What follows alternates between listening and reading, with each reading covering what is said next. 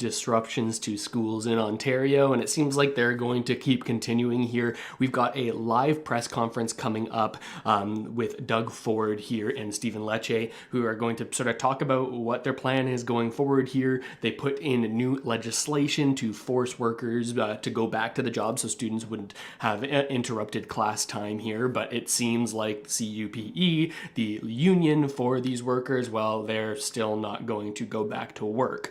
So there's a couple things in motion here. We got the labor board who's trying to decide if this is even a legal walk-off, and then we have people sort of saying, hey, well, we're just going to stay off the job too because this isn't right in their eyes. If you're just tuning in and the stream is working, let me know that you're here.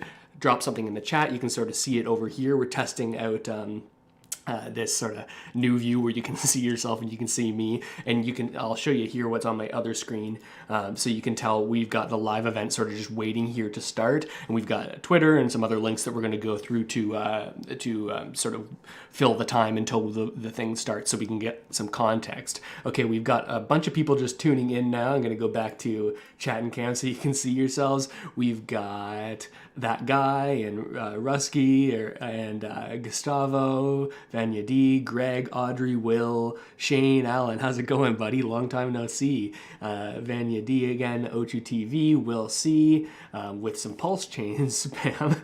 Not exactly sure we're going to keep that. Let's see if I can remove that. Beautiful. Yeah, Nancy here from Toronto. It's awesome. It's good to see you guys.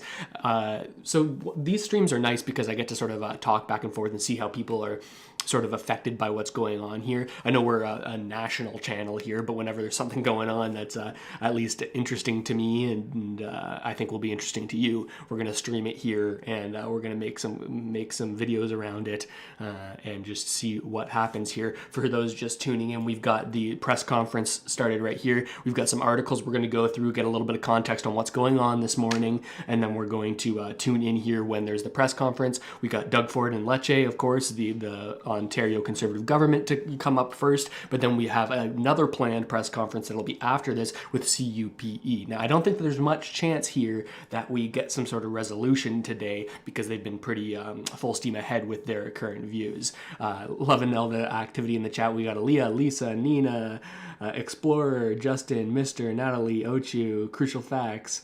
Okay, and Crucial Facts, I'm using OBS for my streaming, and I edit with Vegas. So there's your info. Okay, so let's go over into some of these articles so we can find out what is going on here and get a little bit of context for what we could expect to see this morning. Again, we've got this set to go.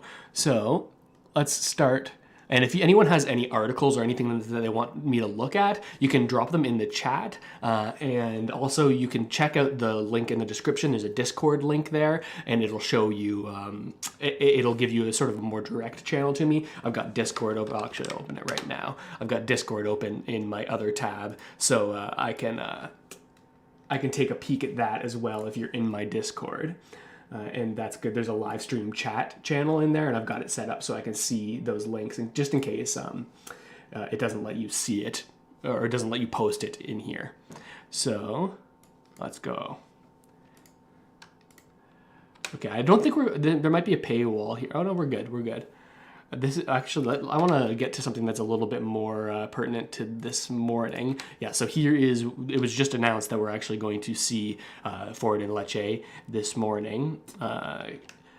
Comes as thousands of education workers in the province walk out for the fourth day, a couple over the weekend, so we didn't really feel the impact. Today is the first day, apart from Friday, that we're going to really feel the impact of this.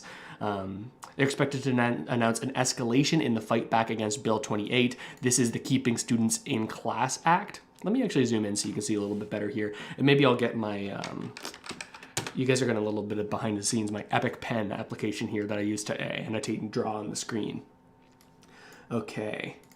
So yeah, this is part of the Keeping Students in Class Act. This is what they're trying to do to make it illegal for CUPE to go on strike using the notwithstanding clause and sort of designing that into the bill. We're expecting to see that an escalation in the fight back. I'm not sure exactly how they can escalate. They've talked about fines, rather expensive fines, $4,000 for every single person who's off the job each day is what is sort of written in here. But those kind of fees are going to stack up pretty quickly. So at what point does it become unenforceable, right? This is what we're going to be watching for here.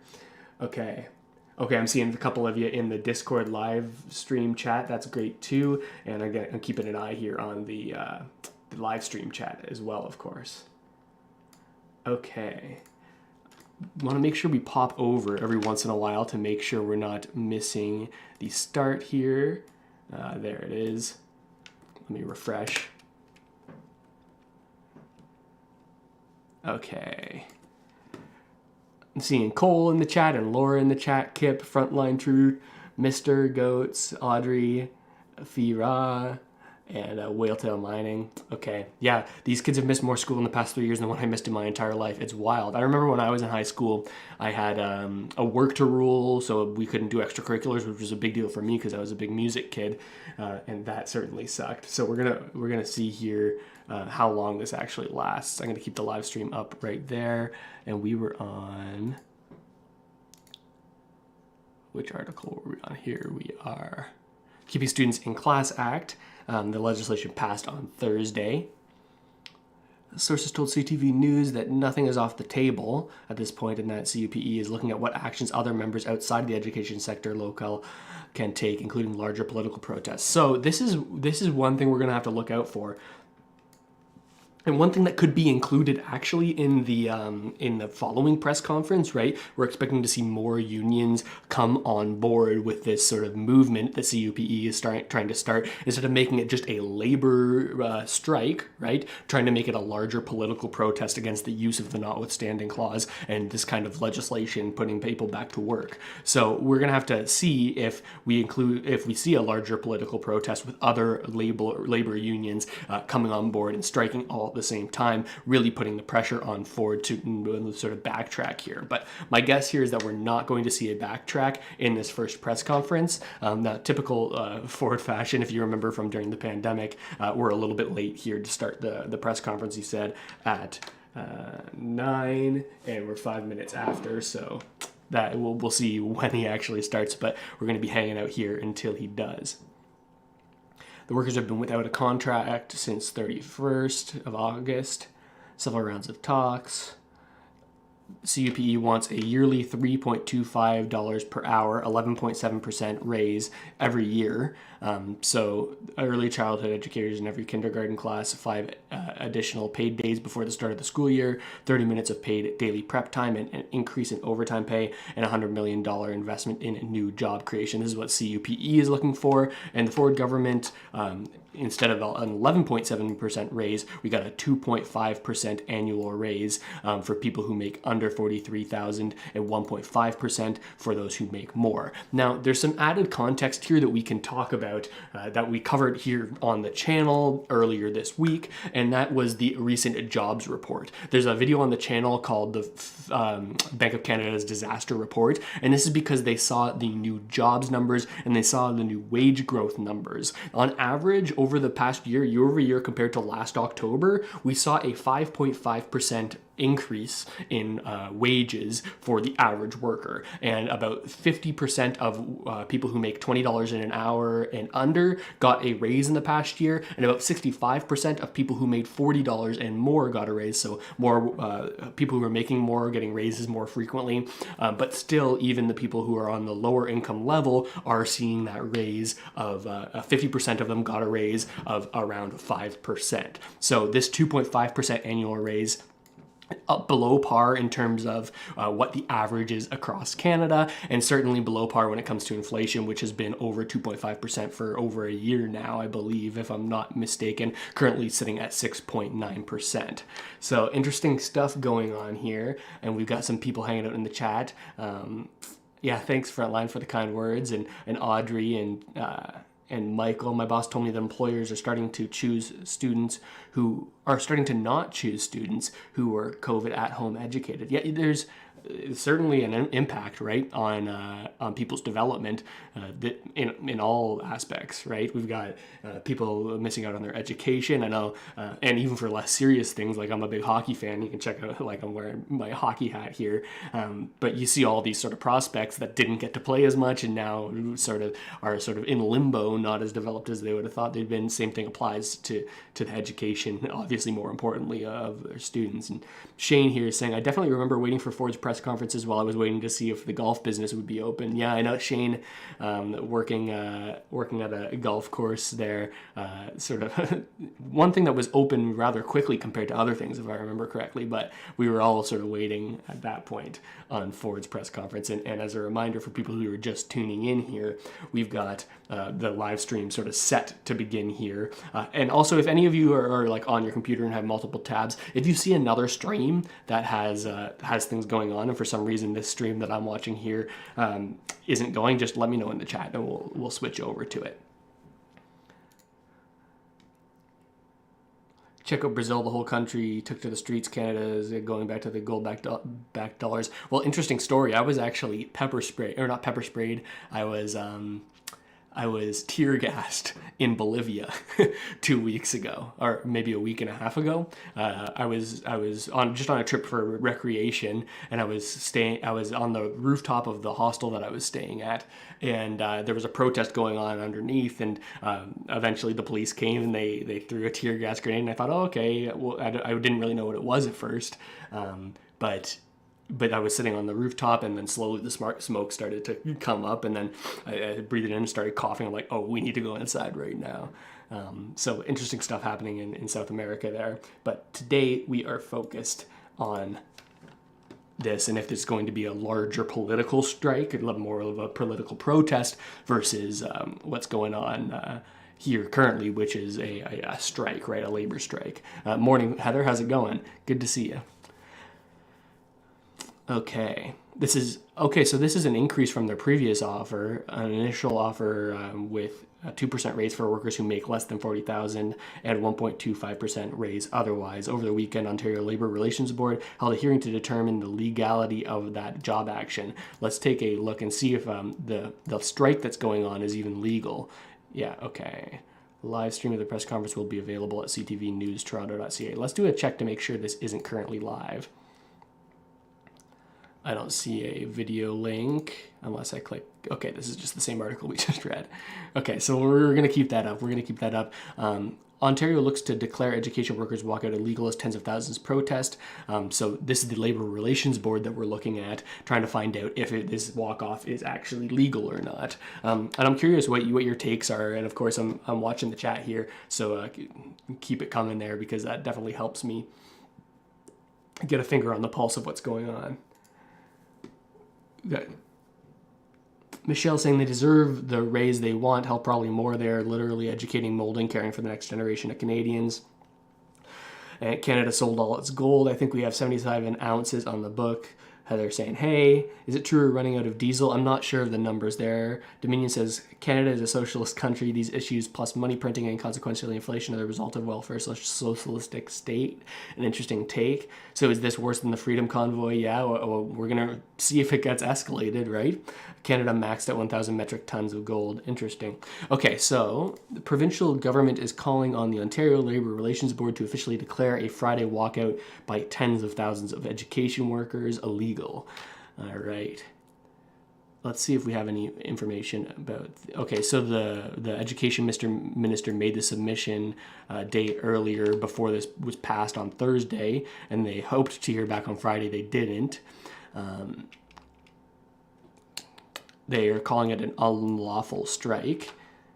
And in addition, they're saying that the CUPE president, Fred Hahn, we'll watch a clip of him in a moment, council procured, supported, authorized, threatened, or encouraged an unlawful strike. So this is one tactic that they could do. They could go after the leaders of the movement and sort of remove them from the situation if they were determined to have done something that is in their eyes illegal. Well, I guess it's kind of black and white if it's illegal or legal when it comes down to the judge's decision. But right.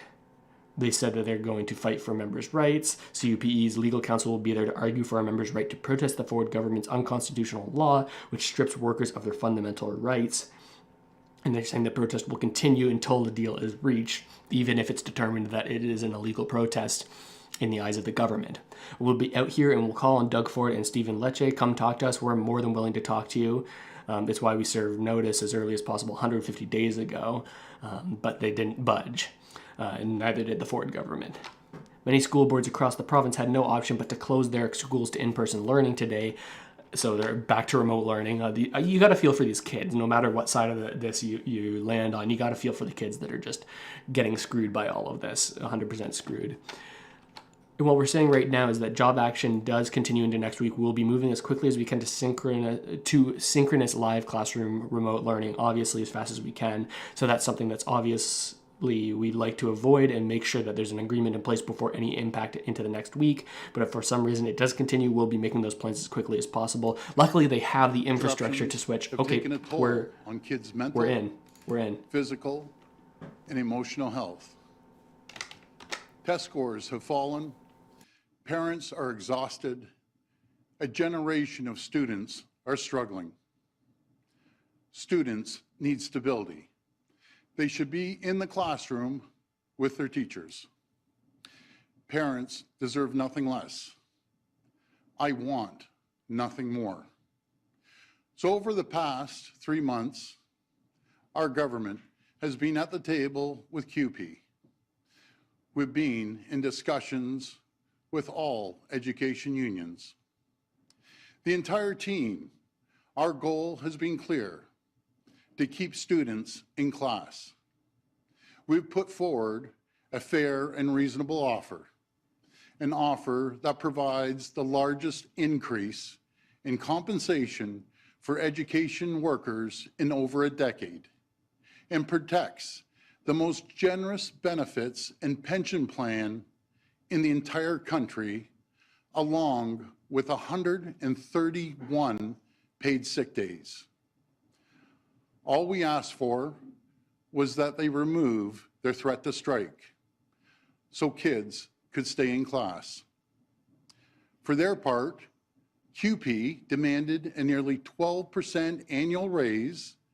When combined with all other benefits, CUPE was demanding a nearly 50% increase in compensation. When CUPE didn't get what they were demanding, they gave notice they were going on strike. The times we find ourselves in after pandemic disruptions, it's an unprecedented situation that requires unprecedented solutions. That's why when a strike threatened further disruptions to close down schools, our government took action to stop the strike. We introduced the Keeping Students in Class Act, legislation meant to protect the right of kids to stay in class, to learn and prepare for their future. And we used the notwithstanding clause to ensure that happened. I know that it has been controversial. I've always respected the right of workers to fair and free bargaining. But CUPE refused to take strike action off the table, even when those strikes were illegal. I want to be clear. We didn't make the decision to introduce legislation lightly. We were left with no choice. Our desire has always been and remains to negotiate in good faith, to land agreements with education union partners. I'm proud of the work and the relationships our government has built with organized labor over the past 4 years. As a gesture of good faith, our government is willing to rescind the legislation. We're willing to rescind Section 33, but only if CUPE agrees to show a similar gesture of good faith by stopping their strike and letting our kids back into their classrooms. I urge CUPE to continue to talk with us at the bargaining table. We're willing to make a fair deal, one that offers more help for lower income workers. We want a deal that's fair for students, fair for workers, fair for parents, and fair for taxpayers. And we know we can get there. As stewards of taxpayers' dollars, we also have a responsibility to the entire province. A deal with QP has massive impacts on broader public service salaries, as well as the government's ability to invest in services like healthcare, transit, education, and hospital infrastructure, alongside other vital public services. These are complex discussions, especially given the economic climate we're in. Record high inflation, economic uncertainty, cost of living challenges that every family is facing. Right now, more than ever, when it comes to the province's finances, we need to be cautious and responsible, and we will. Now, I want to take a moment to speak directly to parents. I desperately hope that QP shows the same willingness to compromise as we are today.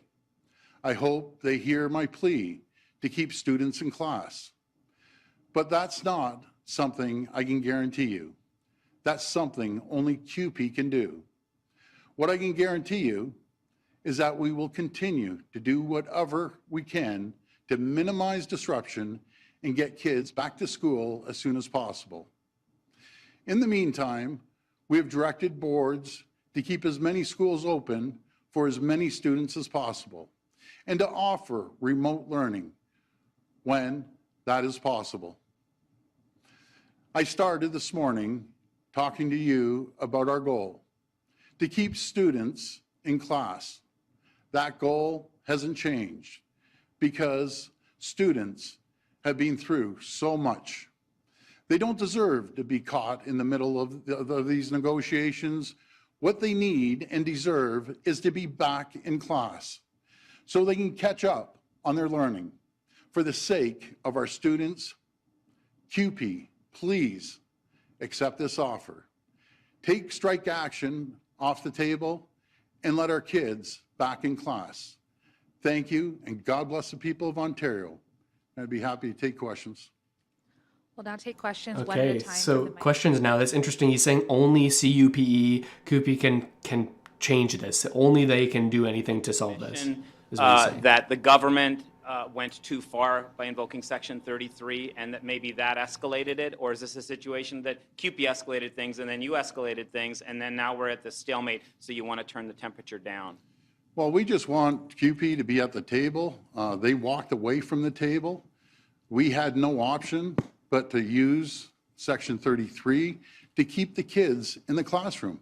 That's my only priority right now, is to make sure the kids are in the classroom after almost 2.5 years of disruption on their physical, mental, and emotional health.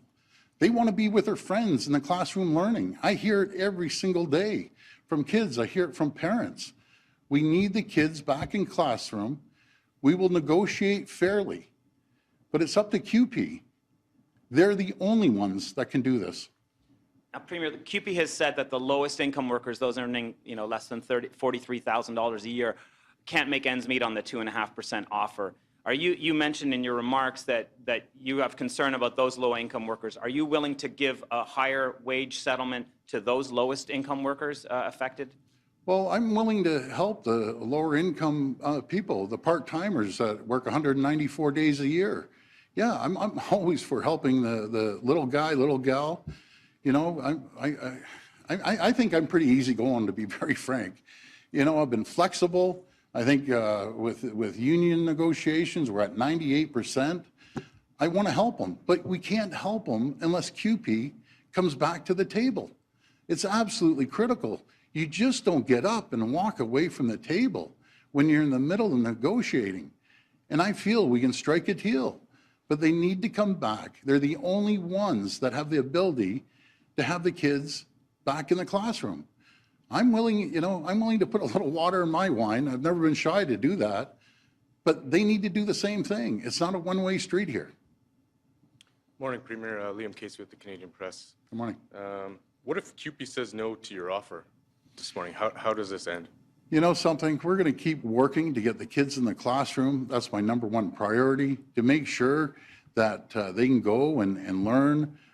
My heart breaks for the parents that are running around that don't have daycare. I was talking to a grandfather last night that 4 of his grandchildren were dropped off at their home. And he said, I love my grandchildren, but these kids need to be back in the classroom. Looking back at last week, do you wish you had handled anything differently considering where we are right now with nobody in school? Absolutely not. They're the ones who called the strike. They're the ones who walked away from the negotiating table. We're very flexible. It's amazing that we can get deals with 98% of other unions, but we can't with CUPE. Why? We're willing to sit down. I'm willing to rescind Section 33, but they have to go into the classroom. That's the deal. They have to go in, and only CUPE can do that. Hi, Premier. Jeff Gray from the Globe and Mail. Have you been hearing from business leaders, particularly in the construction industry, who were expressing concerns to you about the possibility of wider labor disruption, and did they urge you to try and get back to the table and make a deal with CUPE? I think every union I've talked to, and we have a great relationship with the private sector unions, they want to make sure that their parents of the kids that are going to school can show up to the construction site. Because if CUPE continues to strike, then these parents won't be able to go to the construction sites. And that goes for people right across the province. You can't disrupt and hold captive the whole province. They need to go back to the classroom. Simple. Will you pledge not to use Section 33 again in a labor dispute? Well, what we need to do is make sure, I'm not going to answer hypothetical questions, we have to make sure CUPE goes back into the classroom to teach the kids. I don't like using Section 33. Everyone knows I don't like it. But when you're left with no option, when CUPE comes to you and says, I want a 50% increase, which is absolutely ridiculous anywhere in this country, and by the way, if you don't give me 50%, I'm going to go out on strike, and I'm going to disrupt classes across this province. I'm going to disrupt over 1 million families and students that have been struggling over 2.5 years. We see it in their test scores. We see it right across the board. The kids need to get back into the classroom. It's very simple, and they have the levers to make that happen right now. I don't have the levers to make it happen. I, again, am offering to rescind Section 33, but only if they go back into the classroom. Let's get back to the table, and let's negotiate a fair deal. And I'm very flexible with that. Hey, good morning, Premier Colin DeMello with Global News. I'm going to marry a couple of issues here. So 4 years ago, you told the province that you were not going to touch the Greenbelt. 4 years later, we now know that you are going to reopen the Greenbelt. So for all of those CUPE education workers who are looking at your promises and what you say and whether you follow through on them, why should they actually believe you that you're going to pull that legislation back? Well, Colin, first of all, thank you for the question. We're in an unprecedented time when it comes to housing. We have a housing crisis today that we didn't have 4 years ago. The federal government announced they're going to bring 500,000 new Canadians, immigrants, to this country. And I welcome it. I'm out here all the time saying we need more people because we created the environment and the climate for our province to be moving forward and growing in the economy, unlike a lot of regions around the world. And since we've done that, we need 385,000 people to fill the jobs. And out of the 500,000 people showing up to Canada, we know, even though we're 40% or close to 40% of the population, 60% of those new Canadians, 300,000, are going to show up to Toronto and the GTA in the Greater Ontario area. Where are we going to put 300,000 people a year? Almost 1 million people in 3 years, because of the inaction of previous governments that didn't want to take the bold steps to get housing built. We are going to make sure we get housing built. This is a credibility question, though, Premier. The people of Ontario want to know if they can actually believe what you say just before an election you're actually going to follow through on. A lot of labor unions, as an example, are revolting against you. The 8 that supported you in the last election are now calling on you to withdraw Bill 28. So this is a credibility question. Why should the unions out there who are protesting actually believe what you say? Do you know why they should believe it, Colin? Because they've never had a better partner ever than our government. We have worked hand in hand with them. We have poured money into training into the trades. We have worked it with every single private sector union. And you have to differentiate between the situation with CUPE and private sector unions.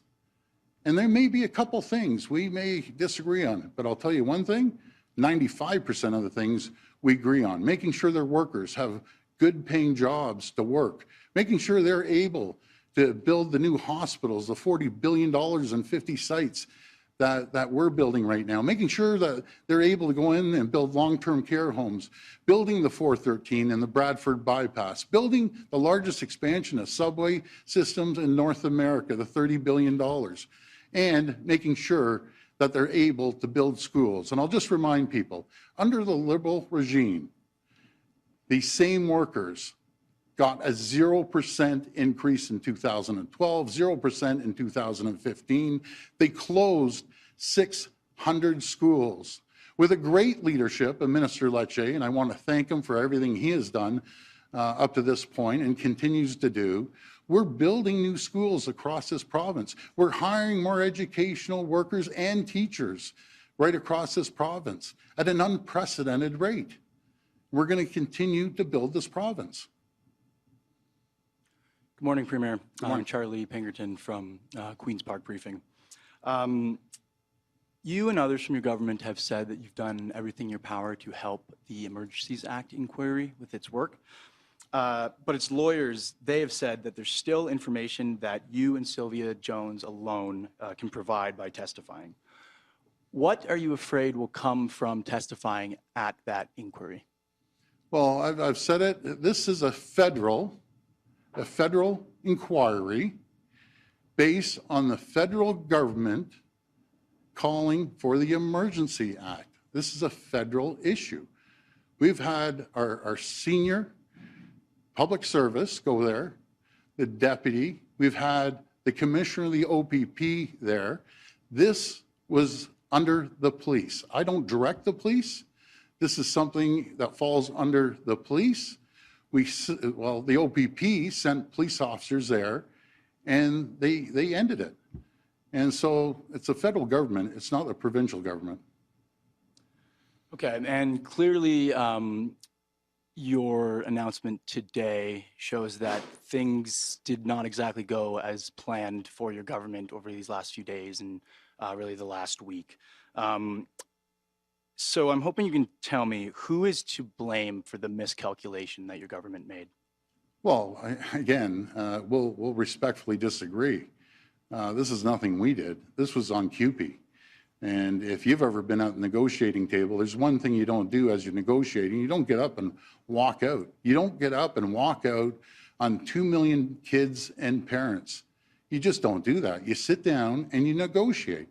You negotiate a fair deal until both parties can leave with a fair deal for the students, the parents, and all of Ontario. The people, the taxpayers of Ontario, are paying their wages.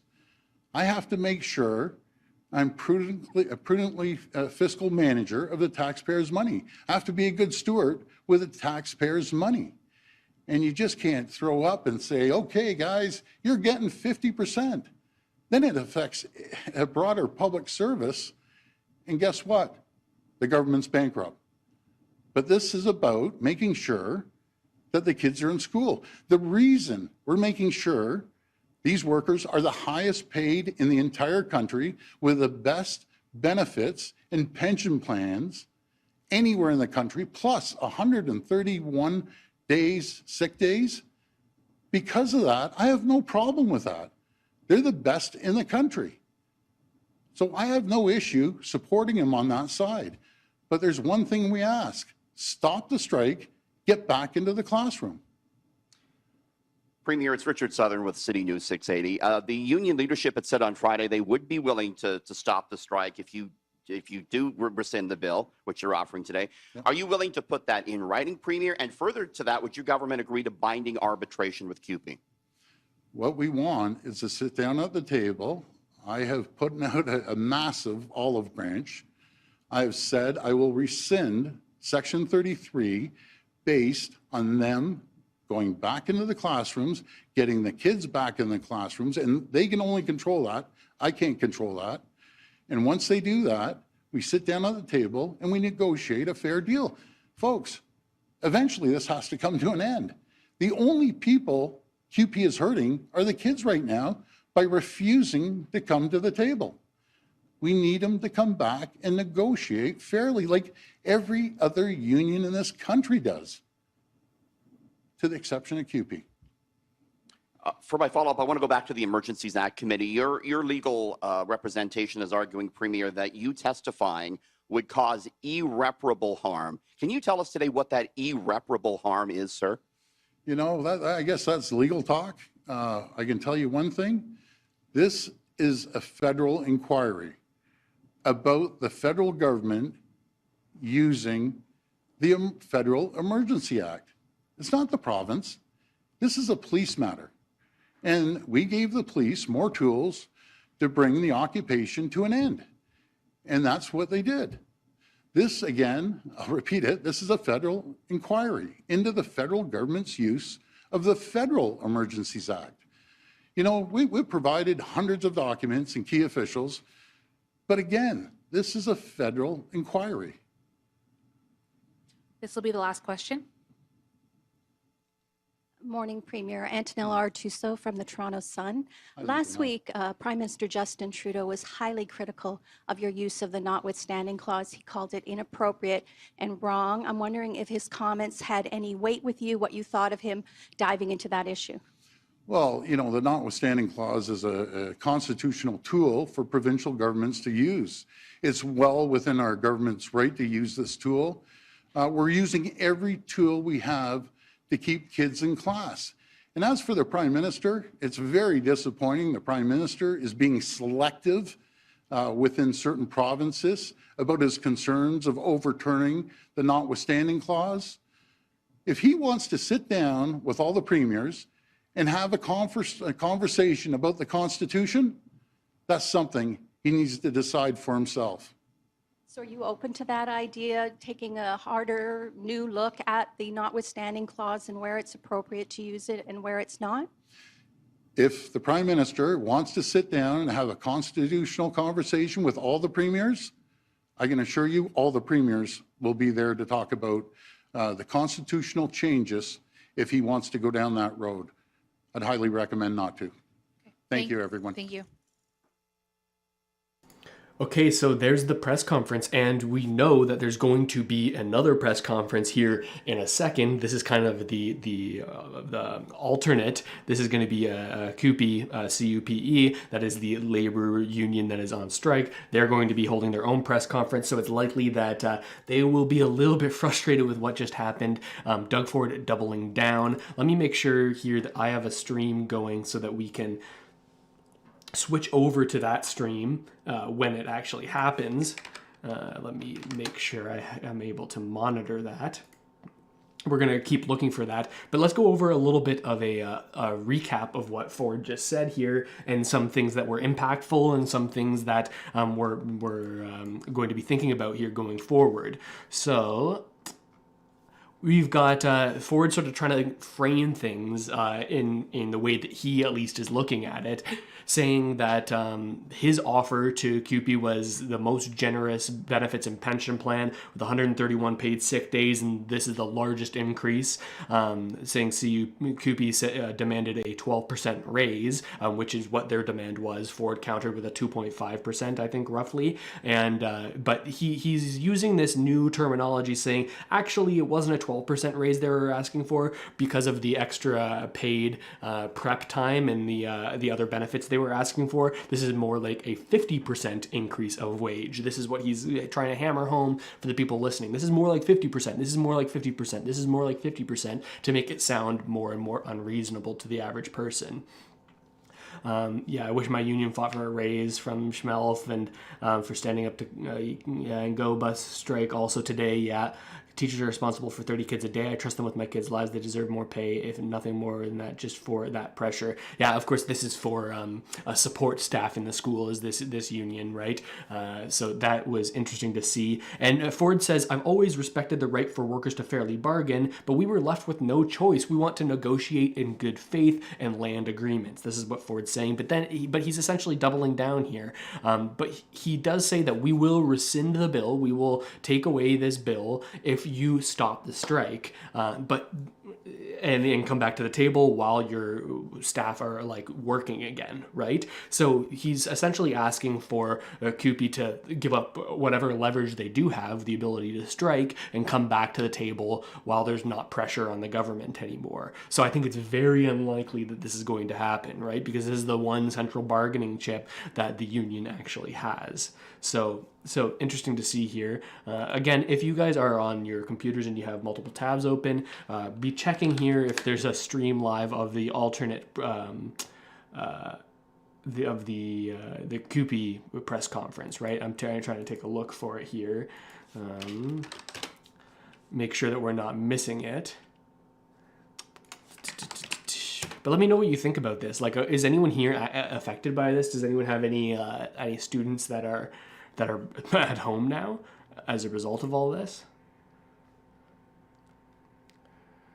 Yeah, Doug Ford offers to rescind education laws if union members return to class. Not seeing the new stream here because we are expecting an additional stream of the opposition side. But back to the update of what he said. And then he sort of shifted his focus and started talking to parents specifically, saying, I hope that they show willingness to compromise like we've shown, saying, hey, we're willing to rescind the bill. And he says, only CUPE can solve this. I can't do anything about it. Sorry, it's all going to be on CUPE for this. Now we have reporter questions where things got a little bit more pointed and you got a little bit frustrated with reporters with the lines of questioning they went on. Yeah, I'm seeing some people who are affected. Yeah, her school is closed due to the strike. Your niece is at home. Yeah. Interesting. And just make sure you're not spamming the same sort of message. You can say the same things, but make sure you're not continuously sending the same thing in capitals. You can make your point, but do it regularly. Yeah, good. And then he went into saying he's willing to put a little water in his wine, dilute his thing, saying he'll rescind the bill if CUPE does. But again, he's trying to hammer home this 50%. They're getting a 50% raise. That's what this really is. Then the reporters started questioning Ford's credibility, right, for making promises. Like I said, will you put this in writing that you will rescind the bill if they go back to the bargaining table? He doesn't say that he will. The reporters also point to the way that Ford said he wouldn't touch the Greenbelt, the sort of strip of land that surrounds the Greater Toronto area that prevents development from going farther because of the environmentally protected land. Said he was going to protect it, and now with his new home housing plan, he sort of expanded that out and allowed people to start developing in those areas. So they're saying, hey, if you said that one thing then and one thing now, then how can teachers or CUPE at the very least believe that you're going to honor your promises here that you're saying during this press conference? So that was an interesting take, and he sort of had a non-answer there, just saying, well, all these private labor unions, they've never had a better partner, is what Doug Ford's quoted as saying. And he says he has to be a good steward for the taxpayer money. You can't just give a 50% increase. Again, trying to hammer home 50%. It's not a 12% increase, it's a 50% increase, is what Ford is saying. And they're under Ford's language saying, Ford said that they're the best paid compared to their benefits in the entire province. So he's trying to say these people don't deserve a raise here. Of course, this is all positioning, right? Trying to make it so that there's less pressure on you, more pressure on QP. Okay, and we're looking here for this live coverage. Okay, so we've got another stream up here that it looks like this is the same stream from a different angle, because this is Ford's backdrop, not the QP. But if we go, let me flip back to chat while I find this video. We're gonna get some takes from QP. We've got some video clips here, and we're gonna see if there's anything new that we can take a look at.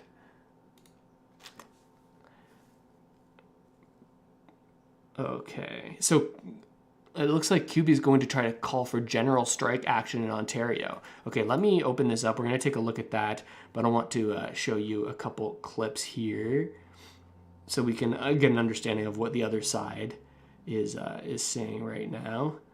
Let me find it. Where was this video? Okay, here it is. So let's take a look at this. There's only one group of leaders who are leading the struggle we are in. This is the leader of the union that's currently on strike. QB members, ECEs and educational assistants and school secretaries and custodians.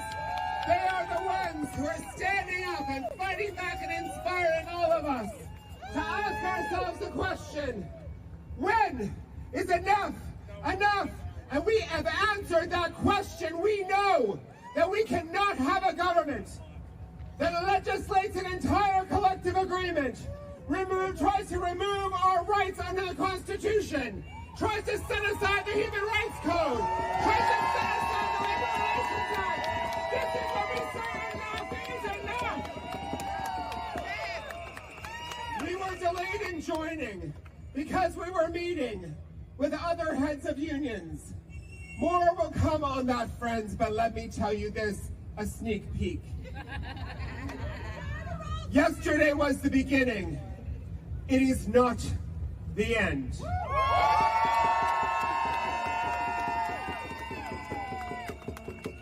We will build resistance. We will bring others to this resistance. We will keep going until the Ford Conservatives understand they must withdraw and repeal Bill 28. They must respect workers' rights under the Charter. They must respect our Human Rights Code. We will bring others in our communities who are already supportive of these actions. We will keep moving, we will keep building, because we know when we stand together and when we fight together, we will win together!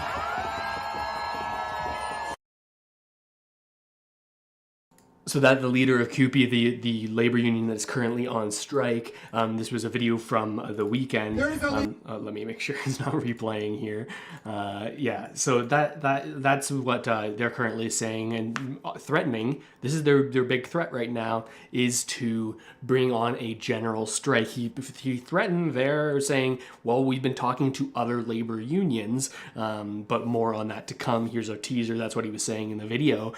So this is the Ford government's biggest fear, right? As of right now, if there was a general strike with more unions coming on board, the pressure would increase on the Ford federal government, and they have a unique rallying cry, the unions do right now, because there's this use of the notwithstanding clause, and there's the slippery slope argument that if this is used once on us, it will be used on other people when it is their time to strike and ask for better pay or better working conditions or whatever your labor union's trying to fight for. So this is sort of the rallying cry that this union, CUPE, is trying to actually rally the troops around, rally the other unions around. And this is an article that is actually talking about just that. CUPE to call for general strike action in Ontario. This is from a number of sources. We're going to take a look at this now, and I'm going to turn the chat off from the screen just while we're covering this so people can see what I'm talking about. I'm going to try to get bigger font here. And we've got my markup tool. Yes, we do.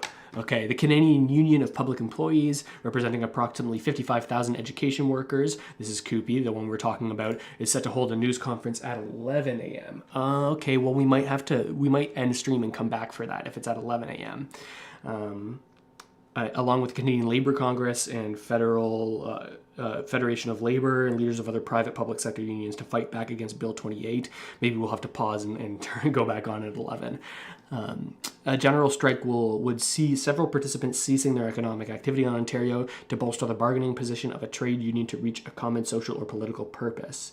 All right, so we have the 9 a.m. press conference, which we just saw, and 11 a.m. looks like is when we're going to see the next press conference. I'm glad I wasn't just waiting here and I got that information.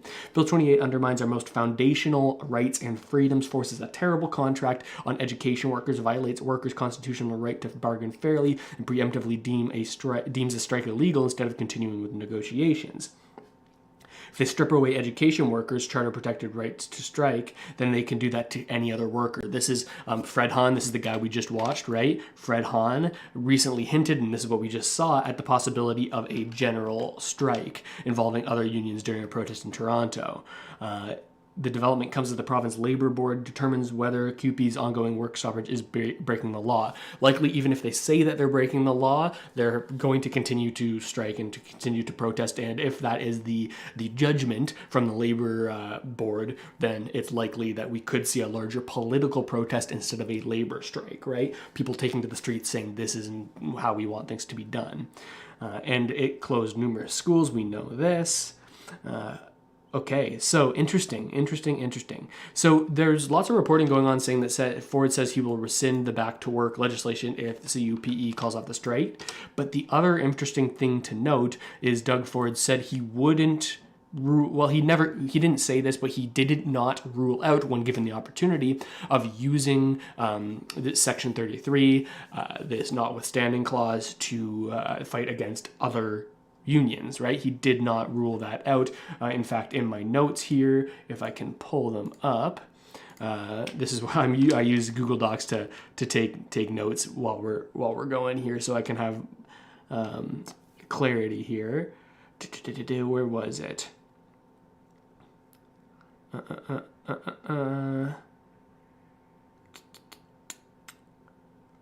Okay, maybe I didn't write it down here, but during the press conference, he was given the opportunity. Will you rule out? This is the question he was asked. Will you rule out the further use of this clause, the notwithstanding clause, to get out of these kind of situations in the future? He doesn't say that he won't. So, meaning he could do it again in the future. He was given the opportunity to say he won't, but he doesn't say he will. In fact, he fights for his right to use that clause, saying it's fully within our jurisdiction to use. We have the right to use it. It is a constitutional tool that the government is able to use. Some people will say this is only supposed to be used in emergency situations, and in fact, it was only the Ford government that has ever used this clause, right? We saw it about a year ago, and we're seeing it now again. Maybe it was a little bit more than a year ago. Those years kind of blend together. But so it's interesting to see here that Ford's even challenging the Prime Minister Trudeau to say, hey, if you don't want me to use it, then change the freaking Constitution, right?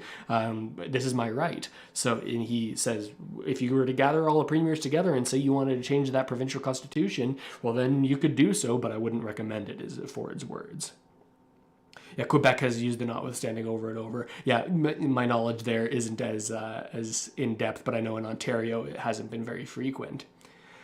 Okay, and I think with that, folks, we are going to call the stream, and there's a good chance I'll be back at 11 to check out that the press conference from the labor boards, because it's going, or not the labor board, from CUPE and their other sort of group unions, to see, hey, are we bringing on a general strike here? This is going to be interesting to watch. So for now, that's it, folks. I hope you enjoyed this live stream. Always love getting to chat with you here for a few moments, and I guess guess I'll see you at 11. Check back on the channel page in just a few minutes here, and I'll have a new thumbnail up to so you can sort of hit the notification bell so you can see when I go live, and you can go on with your day and pop back in when we're back live again. Appreciate hanging out with me, and yeah, good to see you, Shane. Good to see everyone. I see Brian and Lionel and another Brian and Will and Freddie and Kelly. So we're gonna have to see, is something big gonna happen here? I'll be back in an hour to cover it right here for you. All right, I'll see you guys later.